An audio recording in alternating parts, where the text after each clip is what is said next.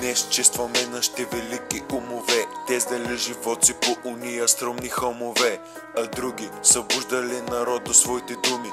Бунтарски, нека започнем от Паисий Хилендарски. Ползвали словото, това оръжие е непобедимо. Правили всичко, което е било необходимо. Светата ни книга показвали като Врачански. Историята разказвали по селата ни балкански. Първия български роман, случайно знаеш ли кой е?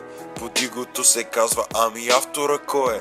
Иван Минчо Вазов. Кой ли е това? Той е български поет, борец за свобода. Имаме си български светии, закрилници. Те са с нас против нашите насилници. Говоря ви за Иван Рилски, запомни памета на нашите будители. Ти помни! Гордо си живееме на българска земя. Последната им пушка бързо изгърмя. Будителите наши народа вразумиха.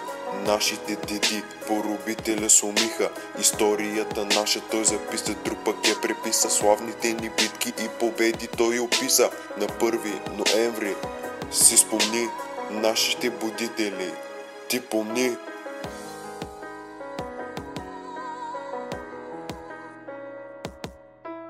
Не е само един герой, хиляди са те. Всички те живот си дали своите скъпи домове. Безстрашни, млади, български юнаци.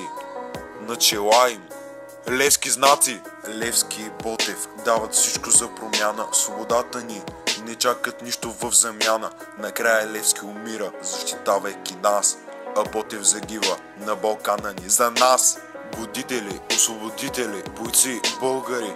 Желание за свобода, изписано от автори. Доказателство, че правда има, когато се обедини. Българи сме ние и никога няма да се подчиним. Пейте тази песен в памет на българи от всички времена. Пейте тази песен и живейте ви на българска земя. Гордо си живееме на българска земя. Последната им пушка бързо изгърмя. Будителите наши народа вразумиха. Нашите деди поробителя сломиха. Историята наша той записа, друг пък я преписа. Славните ни битки и победи той описа. На 1 ноември си спомни нашите будители. Ти помни!